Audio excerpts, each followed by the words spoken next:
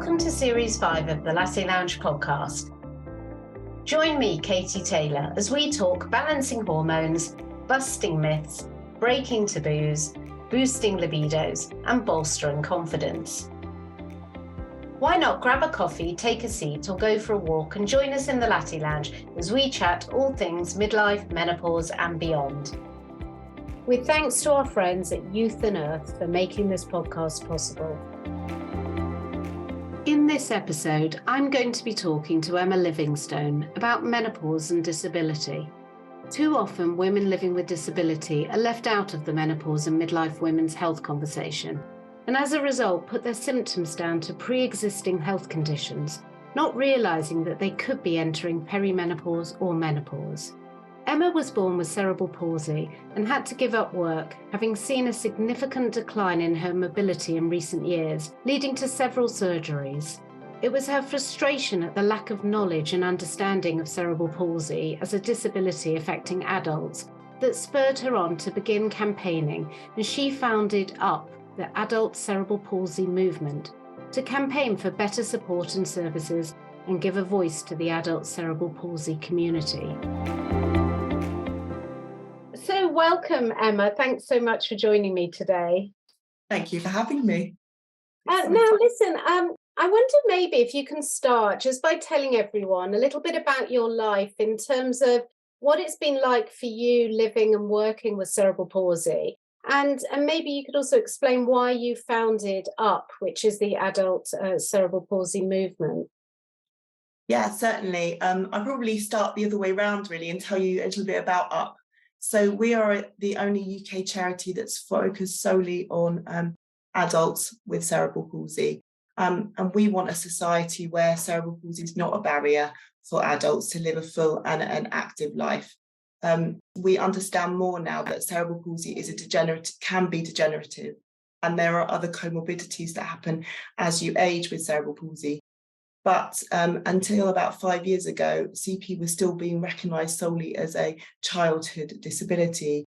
Children grow into adults, and we are learning more and more about what happens to adults as they live long-term with a long-term condition like cerebral palsy.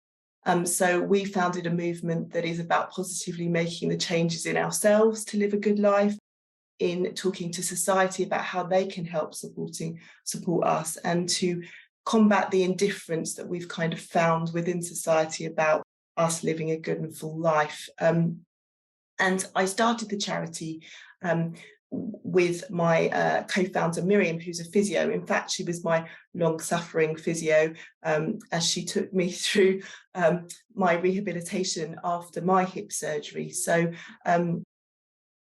basically what happened to me was the fact that up until I was about 35, I had always lived with cerebral palsy. I walked with a slight limp, and I sometimes got back and hip pain, but I had 3 children. I was working as a speech and language therapist. I was a university tutor, and I had a full and active life as a young mum. And then suddenly I started having problems with my hips, to the point that it stopped me being able to walk. And after a lot of investigation, they found out that I had hip dysplasia, something that's quite common for people with cerebral palsy, and that I needed quite major surgery. The fight to get the surgery as somebody who had hips that looked like a 65-year-old, but who was still in their 30s, was quite difficult. People were scared about taking the risk for somebody who was so young, and they were more content in leaving me to deteriorate gradually before that they would do some surgery. When I did finally find a surgeon that would do that surgery, the rehabilitation afterwards was very, very long. I was off my feet for 18 months with my first surgery, and a further year for my second surgery. And if I describe a little bit the setup, so I came home from the hospital on what they call a gutter frame, so rather large frame, bigger than they'd anticipated. I'd been in hospital for about 3.5 weeks, rather than the intended 5 days. And I couldn't get the gutter frame through the door of any of my house. So I was stuck in the kitchen, a little bit like Charlie and the Chocolate Factory, where I was in the bed and I had 3 young children having breakfast and dinner beside me on the kitchen table. And there I stayed for about 6 months before I was able to get back up the stairs. So the rehabilitation was long and difficult.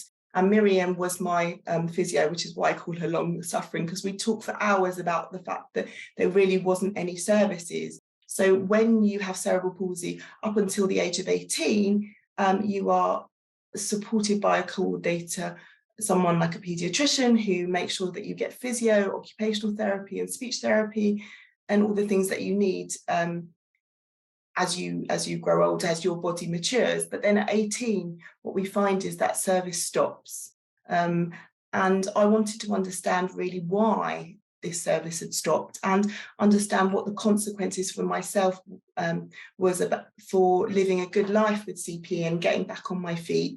And I guess a bit like the things that you're doing with the Latte Lounge, we also wanted to understand what things I could be doing for myself to help me to stay fit and healthy and as active as possible. So at first, I just started really by writing a blog. I called it Complainer to Campaigner, because I didn't want to complain, I just wanted to understand. And through that, I was able to start talking to health professionals to understand why there was such a gap in health services for adults and what we needed to understand. And then from there, we grew into a charity up. And what we're trying to do is both educate our community about how to live well with cerebral palsy, but also to campaign for better understanding and support from the medical community and the wider community so that we can live a full and participatory life with cerebral palsy. Gosh, there's so much to unpick here, Emma, and I want to ask you a few questions. If you don't mind me asking before that, how old are you now? I was 46 last week. Oh, well, happy birthday for last week. And there's an obvious reason why I'm asking your age, because we are going to go on in a minute to talk about the effects of perimenopause and menopause, because that's obviously, this podcast is a lot of midlife and menopause. But I want to unpick a few things, because for many of our listeners, and myself included, they're going to be thinking a couple of things that I was thinking. And I'm not doing this in any particular order. This is just how my brain is working. Why are there no aids that were built in such a way that they could actually get in a normal sized house door frame, first of all? The thought of you being stuck in a kitchen for 6 months when everyone has a door frame of the same size. So I wasn't just stuck in the kitchen because of the door frame. It was because I wasn't able to mobilize. But I had a normal size gutter frame. But because of my balance, so when I went into the hospital, they thought I'd be able to come out on some crutches, which is what most people do once they have hip surgery. But my balance was such, and my arm strength because of the CP was such that I needed something that was more supported. So it was a slightly bigger frame because I needed to withstand my weight and help me to balance. I don't quite know why they're not built so that they fit through door frames. Since then, we have done some work on our house, and so all our door frames are now disability-friendly door frames, so wheelchairs and frames can get through the door. So one of the other reasons, obviously, that I was in the kitchen was because I couldn't get up the stairs, and obviously my bedroom was upstairs, and that's something else that we've adapted our house with now. So we have and I was lucky enough to be thinking about doing some work to our house anyway, and we managed to put in a lift. So when I had my second surgery, that was less of a problem because I had a lift up into the second floor, which means that I can get into my bedroom. Yeah, but I mean, I guess you shouldn't have to have done that. No. But so another few questions about CP in particular. When you're diagnosed with CP, is it explained to you that as you get older, your bones will become weaker? I mean, you say you had the hips of a 65-year-old. Is that normal for someone with a cerebral palsy diagnosis?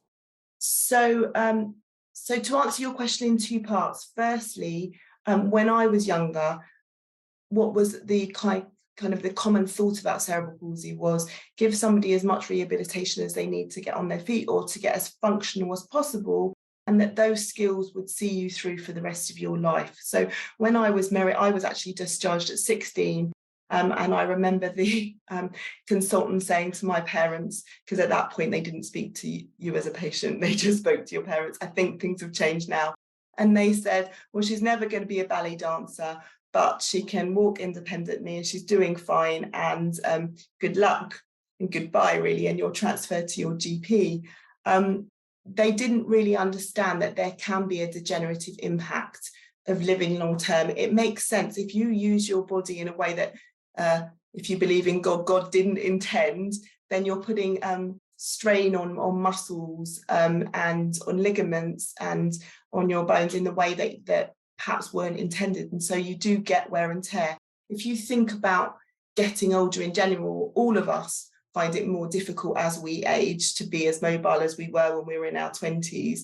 And so I think that happens, but it happens perhaps at an accelerated rate. Sometimes people call it premature aging.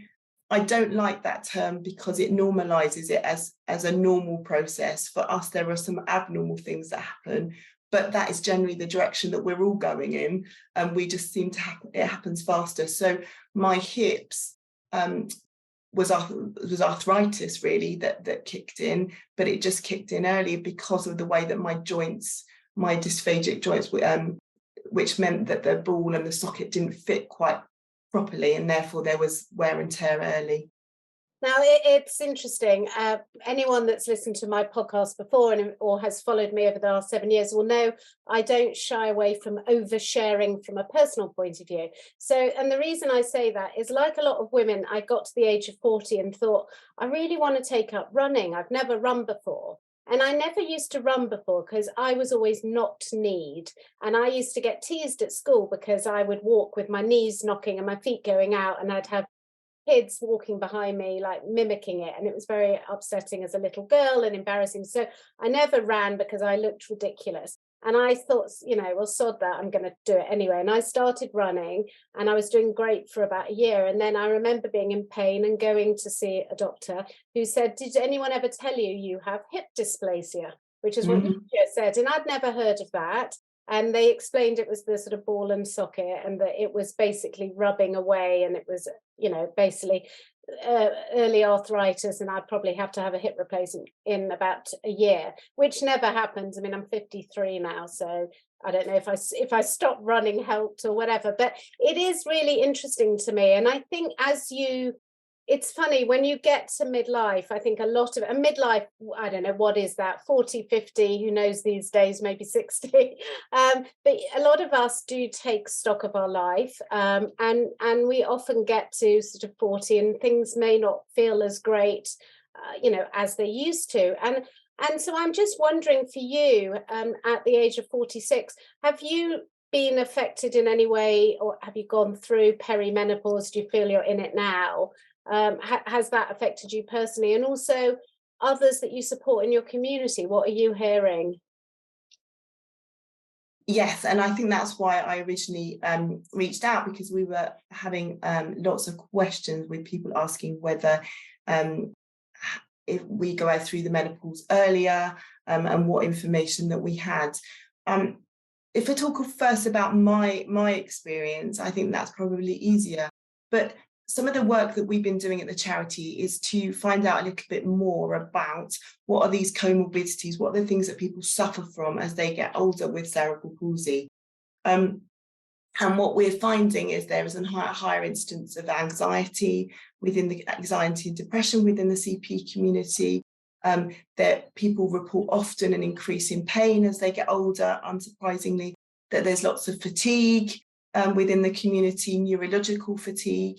But you'll also recognise some of those symptoms as perimenopausal symptoms. So, and I came across this term, diagnostic overshadowing. And I think that because I was totally in the CP world and understanding what CP was going to be like for me, some of these symptoms that I was having that I initially thought, well, is this part of my CP? Is this part of aging?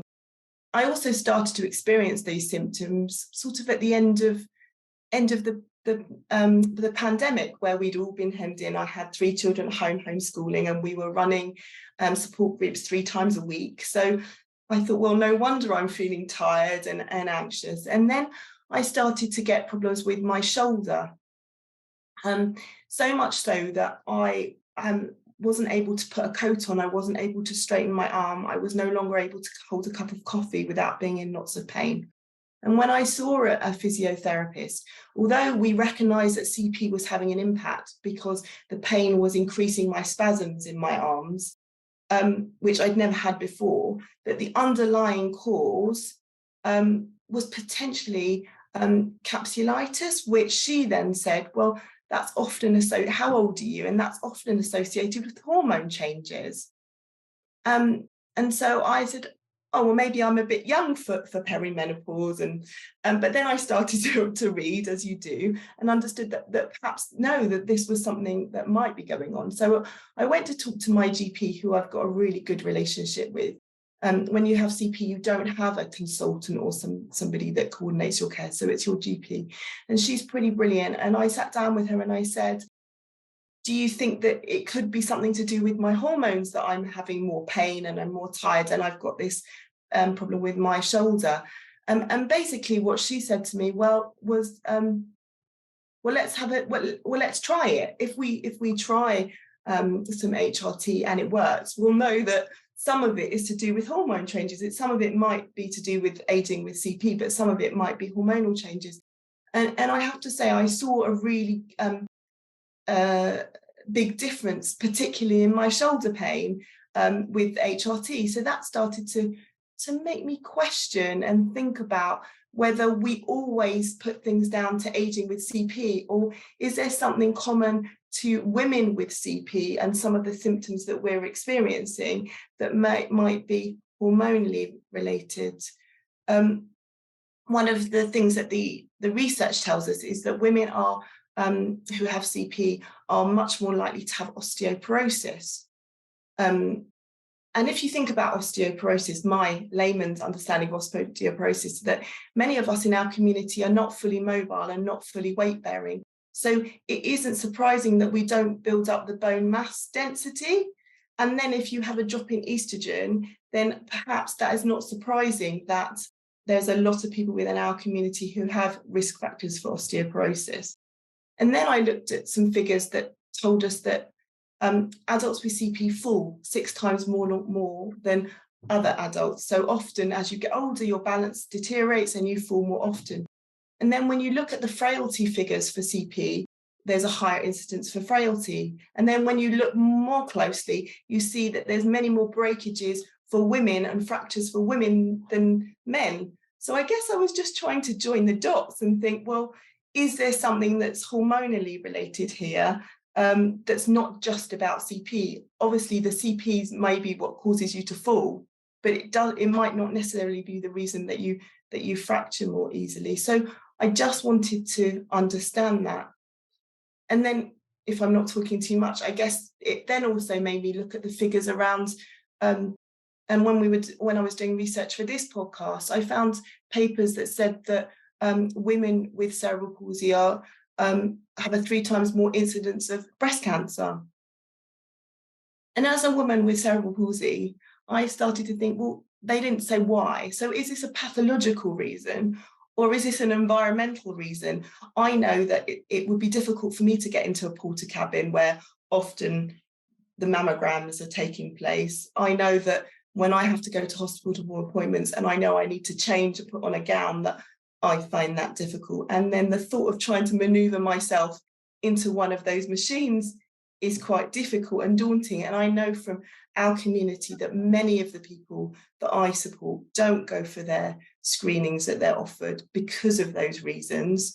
I also know that many of the women don't go for their smear tests because of problems with access, because if you think that anxiety and pain and positioning causes spasms, then as a woman you can understand that having a smear is can be very, very distressing for the community. So I just think that we need to think more widely about why we're getting this information, and that focus around women's health for people with disabilities needs to have some sort of focus.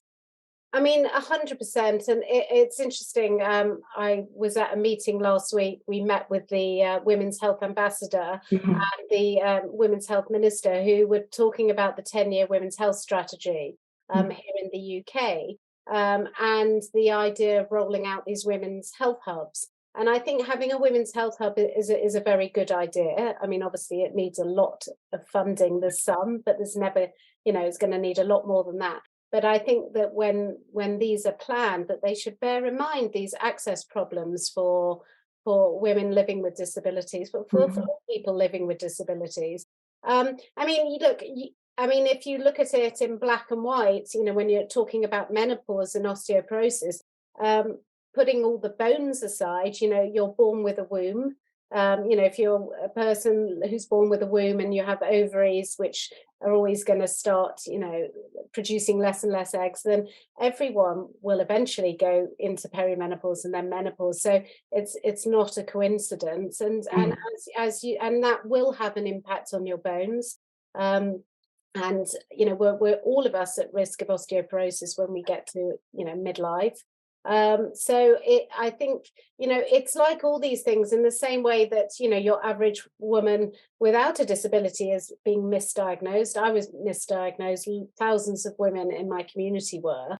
That we need better GP education, because our GPs are amazing, but they don't have enough time with us. No.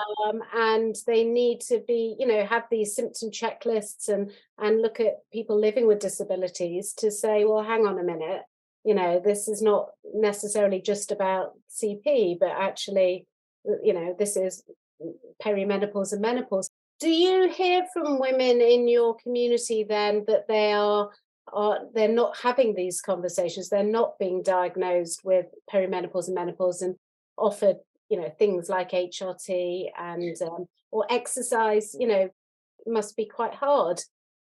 Bone strengthening. In terms of exercise and things, often some of the advice that I read from your information is very, very similar. It mirrors a lot of the advice that we're giving to our population in general about staying active.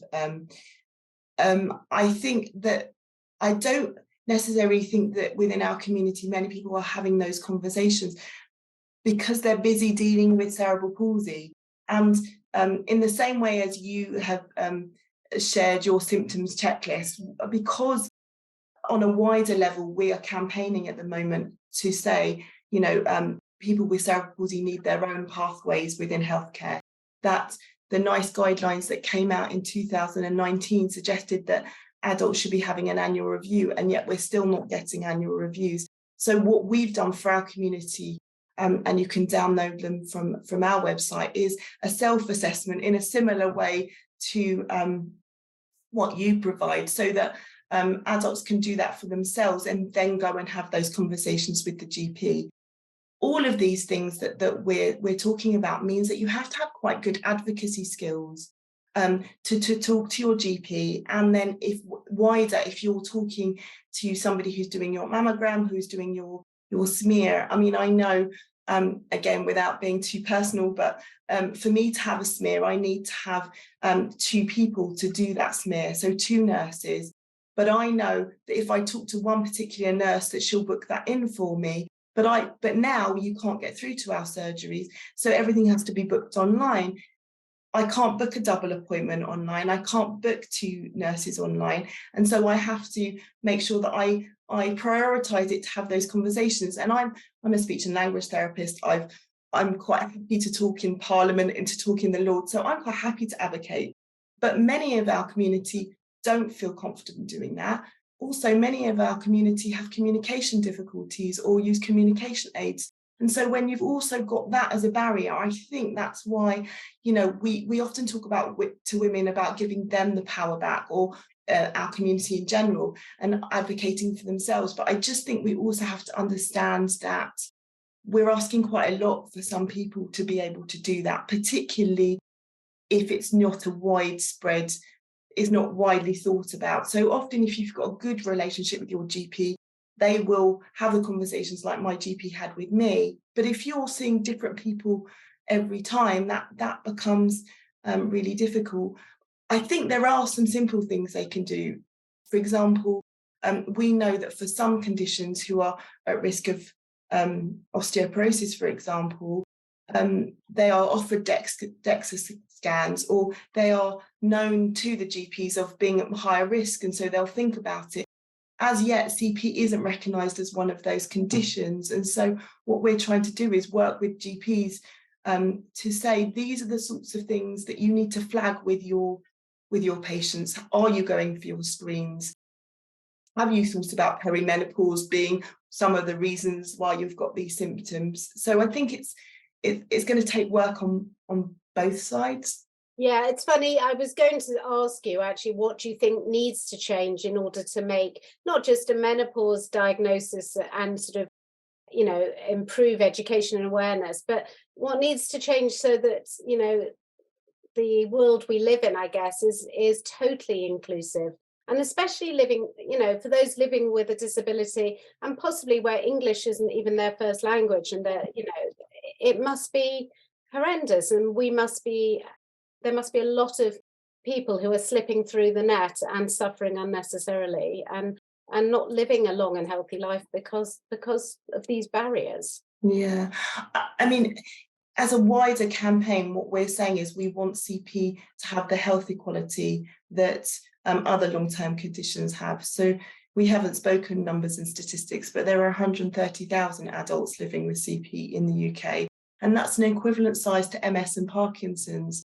And yet we don't have the same equality of service that those other long-term conditions get. What we're not saying is that we want anything different or better. What we're saying is we want access to good healthcare, we want clear care pathways, and we want practitioners that understand our condition as we age. So we are doing that on a much wider level.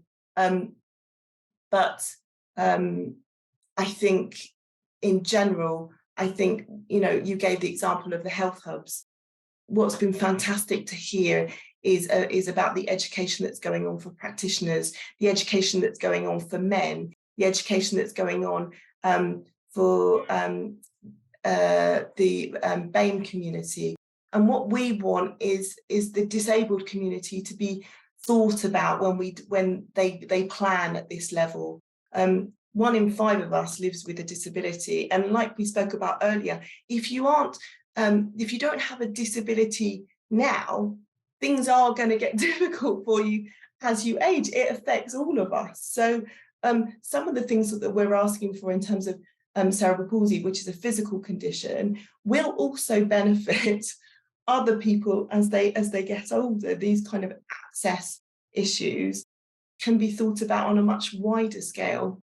Yeah, and it's interesting. I mean, look, HRT is one of those things that not everyone wants to go on HRT, and obviously there's other options, but for those that want to and can and know about it, there's so many conversations and information now about the fact that it prevents osteoporosis, it reduces heart disease and potentially other cancers, and there's a lot of research, lots of people looking into whether it prevents dementia or Alzheimer's. And I think, we need to be having a lot more joint up thinking about long-term health for everybody, disability or not. But you're absolutely right. I think, the community that you represent, hats off to you for what you've created. And I'm glad we're having these conversations because I don't hear many of these sort of mainstream menopause conversations, looking, at people who are suffering with, not suffering with, but living with cerebral palsy and other disabilities. So, Emma, where can people find out more about you and Up Movement? So we are on all of the social media channels. So we're on Insta and at Twitter at @upmovement_CP, and Facebook and LinkedIn at @upmovementCP. You can sign up for our monthly newsletter. We've got a website, upmovement.org.uk. And then we also run a weekly get together where we bring in people to come and talk to the community, or it's just a place to come and chat and talk to other people with cerebral palsy. So our midweek matters sessions run every Wednesday between 6:30 and 8 o'clock. We just wanted a place where somebody knew that that we were going to be there every week to help, to support and to educate the community. Those weekly sessions are virtual sessions, so we have people that join us from all over the country and even from overseas too, so everybody's welcome. Perfect. Thank you so much, Emma. It's been really fascinating, and I really hope that these conversations can continue and we can spread more awareness about how perimenopause and the menopause affects everyone. But anyway, I hope everyone found that helpful, and see you again soon. Thank you so much. Thanks for listening to the Latte Lounge podcast. Please subscribe wherever you're listening so you don't miss our next episode. For more support with all things menopause and midlife, head to our website lattelounge.co.uk and search for the Latte Lounge group on Facebook. This podcast was sponsored by Youth and Earth and produced by Emily Crosby Media.